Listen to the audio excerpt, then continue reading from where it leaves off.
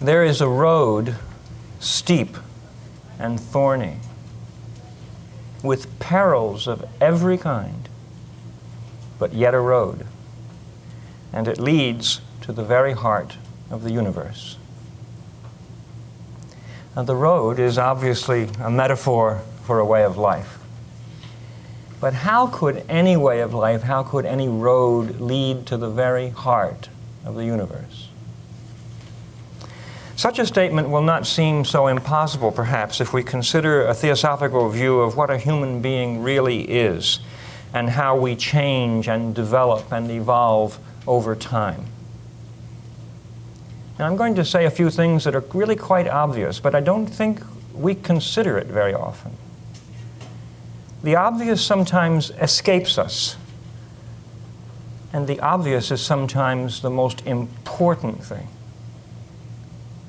It's seeing what's there rather than skipping over it. When we walk in the street, when we walk at the lawn, on the lawn or in the woods, sometimes we don't really see the trees. Don't you think that's true? They're there. I mean, there's the impression on the eyes, but do we really see them, you know? It's the seeing that's so important. And quietness is necessary to see. So we're a complex creature, we human beings. We're compound. And as I said, some of this may seem obvious, but think about it carefully and see if it isn't more true than you perhaps have noticed. Now, clearly we're physical creatures, and no matter what we believe or think, we all agree with that. That's no problem, is it? But that physical creature that we are, with which we so thoroughly identify, all while saying we're really the higher self, is a complex, changing, constantly moving, changing thing, isn't it? And relatively every 7 years, there's not a cell in your body that was there 7 years before. Yet you say, I am myself. That body cannot be you, but you feel it is. How could it be you? Why aren't you totally different in 7 years? You can't be the body if you have that sense of self that is the same through many multiples of 7 for some of us. So we have an emotional nature, all agree also. But isn't that radically changing? It changes all the time. We're deliciously happy and we're sorrowful.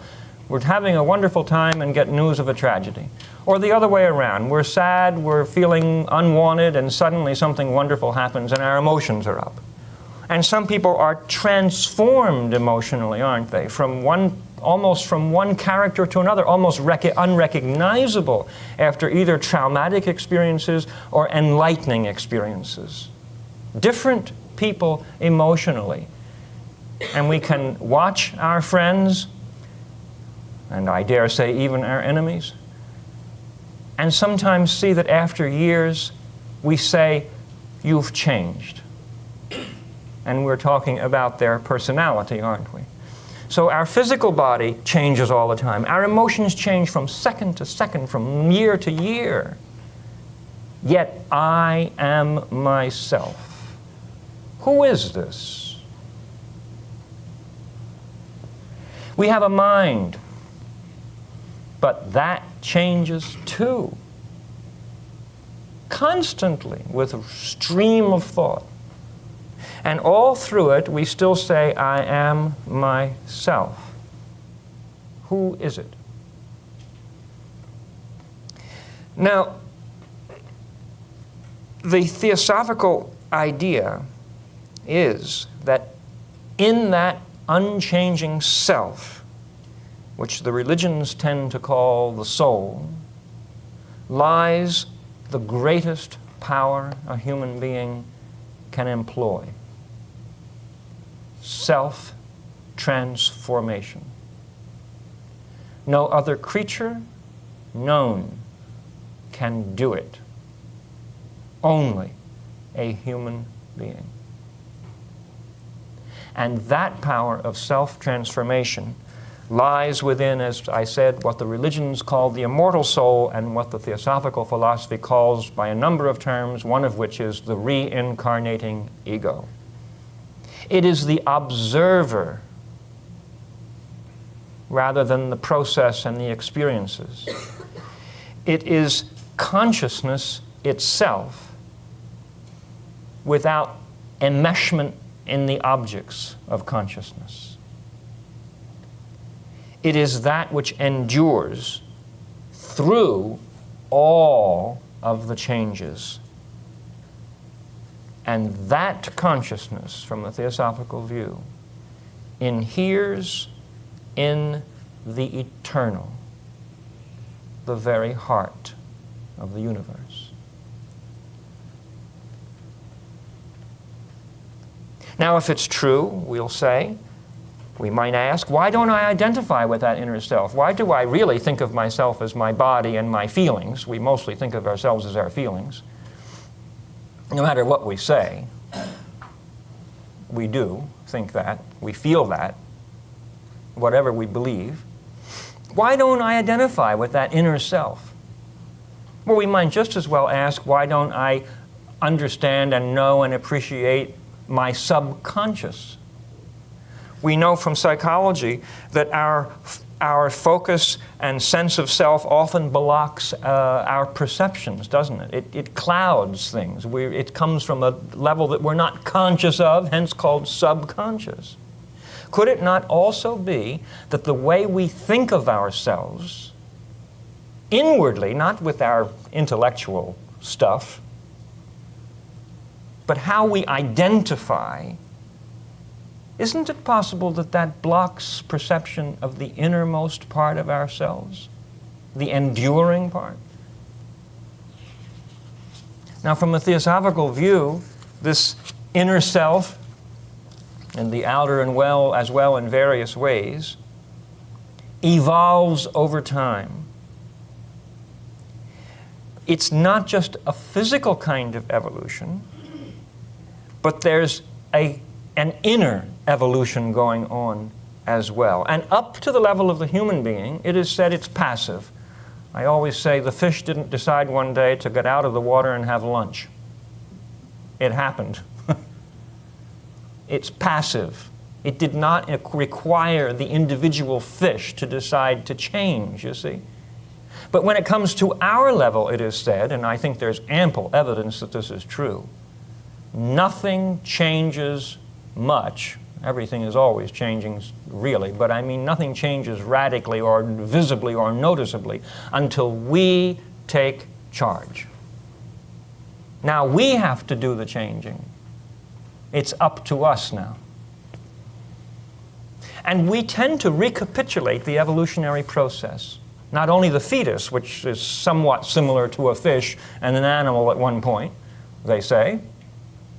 Maybe it isn't really a fish, of course, but I mean it sort of comes through that, doesn't it? That evolutionary process. It recapitulates in 9 months everything that went before in millions of years. But you know, I think we do it psychologically. After we're born, what's the first thing we have to get hold of?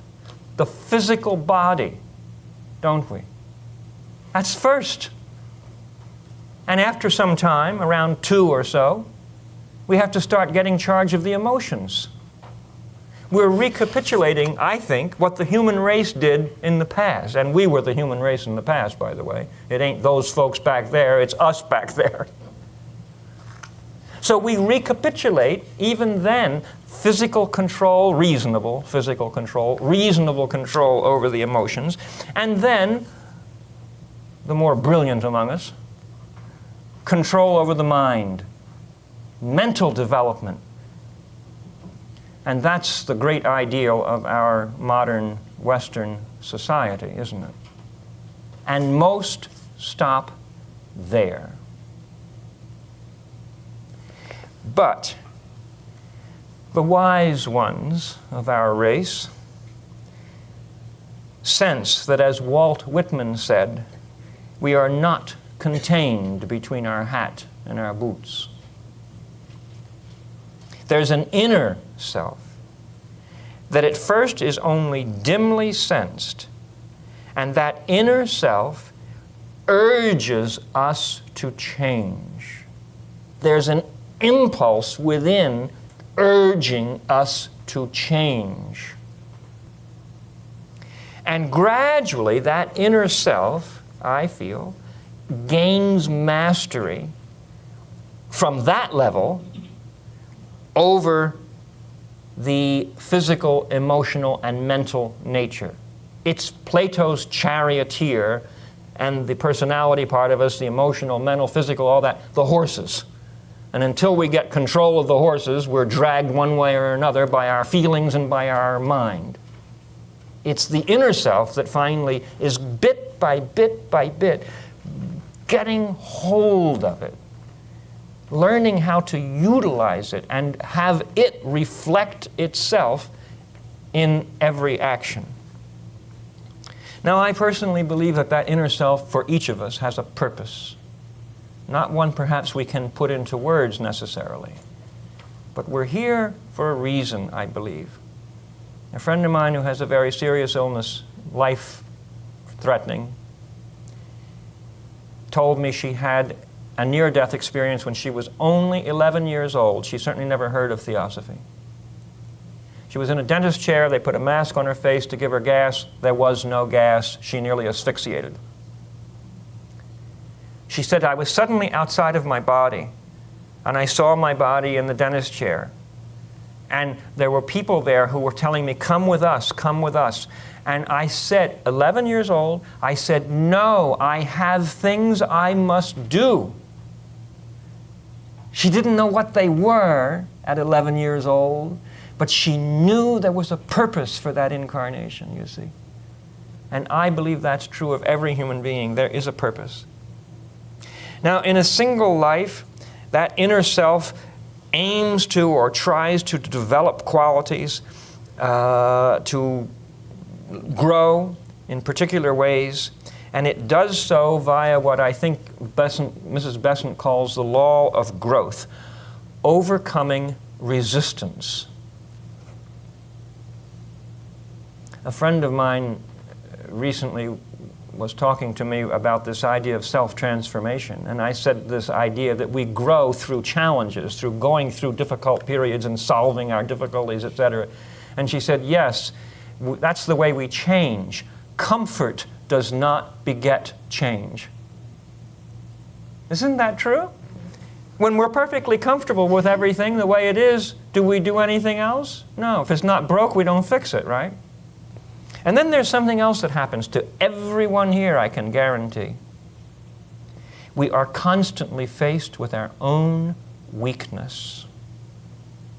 Let's say a person thinks of themselves, not is, notice I don't say, thinks of themselves as weak-willed and fearful, maybe from all sorts of things that happened in childhood, but now they've gotten themselves conditioned into the saying, I am a timid, easily frightened person. What happens? Don't you see, frequently they're going to be dominated by other people, aren't they? They're weak-willed, they get pulled around by the nose, and eventually, because I suggest that inner self is pushing to do something, to develop, they then get frustrated. They're so frustrated. And that frustration, which is psychological pain, eventually they might die before it happens, but then they're going to have the chance again, develop their own will. Sometimes it comes out in very unpleasant ways at first. They say no to everything. Well, it's a step, right? So that weak-willed, fearful kind of thing causes eventually the frustration, which then gives you the opportunity and almost makes you from within push through the difficulty, you see? Now, this process of being confronted by the consequences of our weaknesses, it gradually leads, in the long run, theoretically, to greater wisdom, to greater insight, to character development. And in the long run of the human evolutionary cycle, it's said we'll eventually all catch on to the fact we got to do something and do it. But there is a deeper and a more direct route, and that only the few dare to take. Has ever been thus. Just as the evolutionary process goes in orderly processes physically, doesn't it? Quite clearly. Conception, fetus, infant, childhood, etc. Don't you see the possibility, the likelihood even, that there's an inner order of development as well? If this world is one, if samsara and nirvana are one, if the inner and the outer are one world, one reality, in different states, then the same kind of order should prevail, shouldn't it? But do we ever think of that? I don't think most of us do. And this more difficult way has been mentioned in most of the major traditions by various names. And there are clear stages in it. It is said. It's been called in China the Tao, in Hinduism the path of initiation, in Buddhism the noble eightfold path, in Judaism the way of holiness, in Christianity the way of the cross, and Plato described it in the analogy of the cave that I'm sure most of you know. The Voice of the Silence by H.P.B. also describes it. And she calls it the four portals. At least that's one way she deals with it. That we have to go through, metaphorically, again, on this path. All sources, every one of them, indicate it's difficult. It's not easy. It's dangerous. It's not perfectly safe and guaranteed success. But all sources indicate that if successful, the reward is worth the price. Kutumi said in one of his letters, and I find it of great comfort, there comes a point when it's all worth it. Now, when we enter this spiritual life, the biggest impediment, according to the adept, is selfishness. And we mustn't understand selfishness as just taking the biggest piece of cake. That's relatively unimportant, according to them. I don't say it's unimportant, but it's relatively unimportant. The real problem with selfishness is the inner selfishness, they say. And I suggest to you that all selfishness derives from the way we identify self. And we identify self incorrectly according to the philosophy and according to Siddhartha Gautama, who says all human misery arises from ignorance. If I identify with my body, I will act for what my body wants. If I identify with my emotions, I will do what they want. If I identify with my mind, everybody better agree with me. You see? Selfishness at each level, because I am that, I think. Once see that that's not true, then you wouldn't act that way, you see? Isn't that clear? I mean, it seems perfectly, I'm saying it's easy to do. I said, isn't it clear that that's what's happening? So when we enter this path, when we really mean business and we have that longing and we really are determined inwardly to absolutely pursue this way to the very end, HPB says, and it's my experience, not only in myself, but in watching others who've really meant business about this, you draw down more of your karma. So if you don't mean business, don't get in it. Because everything is speeded up. You won't have less difficulties. You'll have more. See why so few take the road? I got enough to handle right now, thank you very much. But don't forget, with every difficulty, there's a strength. That's what you mustn't forget. You mustn't think, oh, it's so hard I can't do it. You can do it. Because you're human. in speaking of this path to, I think it was to Hume, I can be corrected if I'm wrong, but in speaking to the path, about the path, the Hume and Sinnett, they must be forgiven because after all, none of this was around then. It was all brand new to the West. And they were curious. They did ask questions, lots of them. And apparently, Hume, I believe it was, wanted to just sort of sit at the feet of the adept and learn all these tricks and whatever else, and he thought that he was a fairly intelligent man and educated. Why couldn't he just learn from them? They could teach him. And they pointed out, you don't learn that way. What we're dealing with is not the kind of stuff that's learned by didactic method, teaching words. It's learned by a way of life. And they said to him this, you were told, however, that the path to occult sciences has to be trodden laboriously and crossed at the danger of life. That every new step in it leading to the final goal is surrounded by pitfalls and cruel thorns. That the pilgrim who ventures upon it is made first to confront and conquer the 1,001 furies who keep watch over its adamantine gates and entrances. Furies called doubt, skepticism, scorn, ridicule, envy, and finally temptation, especially the latter. And that he who would see beyond had to first destroy this living wall. Oneself, one's personality, one's ego, had to first destroy this living wall, that he must be possessed of a heart and soul clad in steel, and of an iron, never failing determination, and yet be meek and humble, and have shut out from his heart every human passion that leads to evil.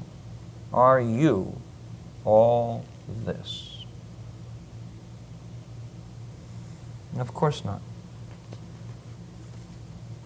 Now, the beginning of this path, though all that is true, I believe, the beginning of this path is not so hard.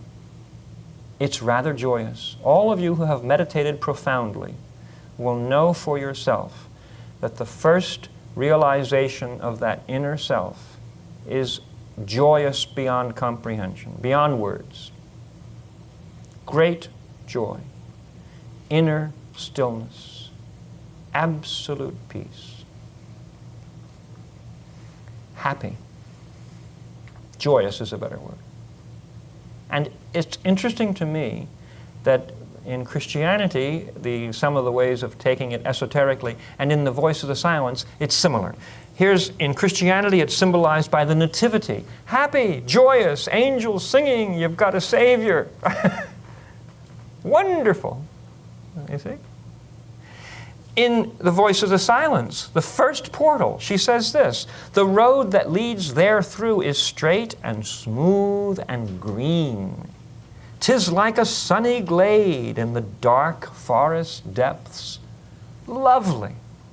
Isn't it lovely? Now we found this wonderful place. You see?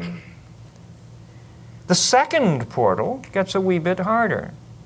In Christianity, the baptism, an adult now, sort of knowing there's going to be difficulties ahead, you see, in the myth.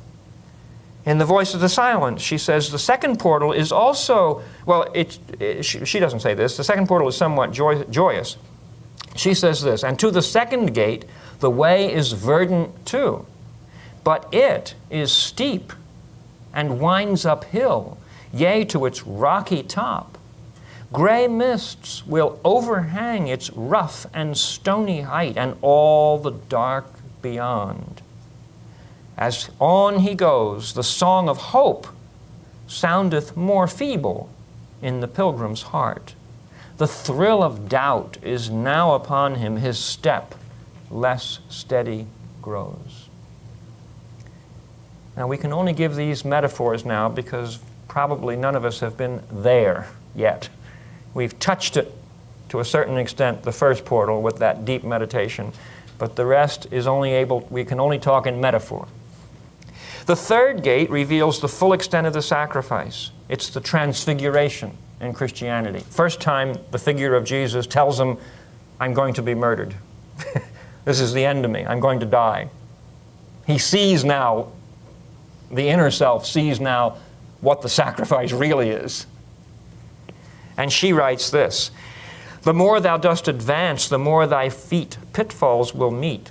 The path that leadeth on is lighted by one fire, the light of daring burning in the heart. The more one dares, the more he shall obtain. The more he fears, the more that light shall pale. And that alone can guide. For as the lingering sunbeam that on the top of some tall mountain shines is followed by black night when out it fades, so is heart light. When out it goes, a dark and threatening shade will fall from thine own heart upon the path and root thy feet in terror to the spot. The fourth and final gate is symbolized by the crucifixion and resurrection, the dark night of the soul in Christianity. In the voice of the silence, for on path forth the lightest breeze of passion or desire will stir the steady light upon the pure white walls of soul. The smallest wave of longing or regret for Maya's gifts elusive, the path that lies between thy spirit and thyself, the highway of sensations, a thought as fleeting as the lightning flash, will make thee thy three prizes forfeit, the prizes thou hast won. For know that the eternal knows no change. You will know that from meditating as well, those of you who meditate. Because when you reach that inner stillness, the mind wants to say, I've got it. And instantly you forfeit your prize. You don't have it anymore. You either are it or you aren't it. You don't ever got it.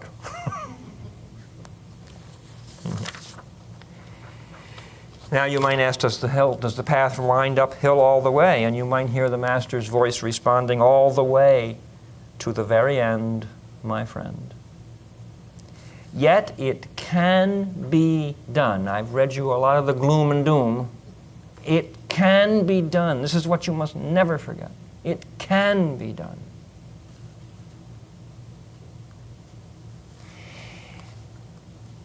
Now, even if we take the broader road and don't take this tough one, I think there's one thing that's really, really important to remember. And I hope if you get nothing else out of all this, because you'll forget 90% of it in 15 minutes. That's the way human beings are. I'm not talking about you. We all do. This I hope you'll remember. What we think is so important usually isn't. From the point of view of the inner self, most of our cares and concerns are, as Kutumi said, all like a mirage of the great desert. They're not very important. The modern thing is, don't sweat the small stuff, and it's all small stuff. Leadbeater once said, perhaps quoting someone else, few things matter much. Most things don't matter at all.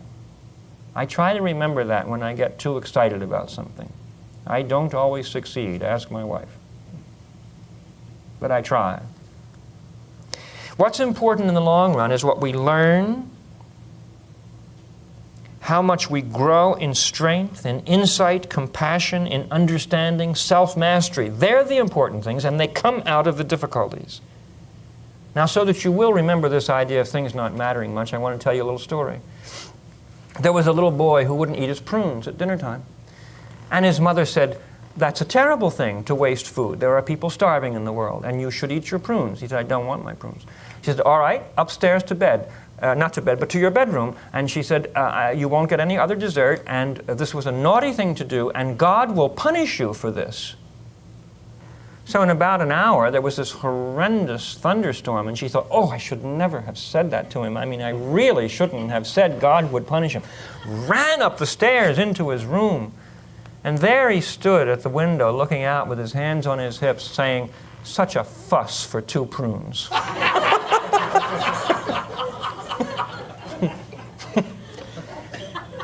So the next time you think something is really important, maybe it's 2 prunes. Now, no matter which path we take, I believe we grow through solving our problems. Sometimes people have said to me, oh, what does this mean? What does that mean? I said, don't worry about what it means. Solve it. Do something. Push through it.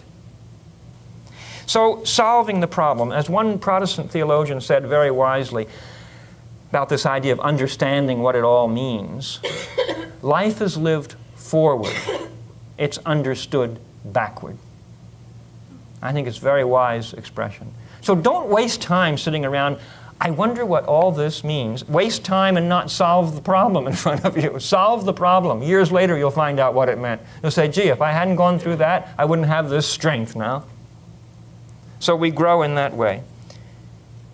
Now this mystic path that leads finally to inner peace, and it does, is difficult. It's why so few take it. In one of the Mahatma letters, K.H. says, it's by a series of cruel punishments we learn, we get there. I wish he hadn't used the word punishment, because that implies a punisher. The punishment, of course, is the consequences of our own actions. That's the punishment. And it's a kind of punishment, but I don't like the word because it has too many implications that I don't think the adept meant. But it's a series of mortifications, isn't it? I'm not the only one in the room who's ever been mortified, am I? Haven't we all sometimes felt absolutely ashamed of ourselves and wished we hadn't done something because we look the fool? But if we learn how to identify more within and let that go, and this is not easy, and it takes a lot of time, and it takes a lot of effort, and if you think you can do it in 2 weeks, forget it. Do something else. Go have a beer or whatever. It takes a lot of time, a lot of effort. But I don't want to in any way leave you with the idea of it's all so hard, I'm not going to try it. You can do it. But you have to mean it. And you can do it because you're human. I want to end with HPB's full statement that I began with, because she doesn't mince words. She doesn't tell you it's a bed of roses. But she doesn't leave you without the positive side either. She gives you both. Very hard, possible. Difficult, but you can do it. There's this difficulty, and there's that ability to counteract it. And I think it's an excellent summary of this. She says the following: there is a road steep and thorny, beset with perils of every kind, but yet a road, and it leads to the very heart of the universe. I can tell you how to find those who will show you the secret gateway that opens inwardly only and closes fast behind the neophyte forevermore. There is no danger that dauntless courage cannot conquer. There is no trial that spotless purity cannot pass through. There is no difficulty that strong intellect cannot surmount. For those who win onward, there is reward past all telling, the power to bless and save humanity. For those who fail, there are other lives in which success may come. in a beautiful poetic form, she's told us of the difficulties and also assures us there's absolutely no insoluble problem. None. Not any. We can succeed, but only if we do what the adepts frequently ask: try.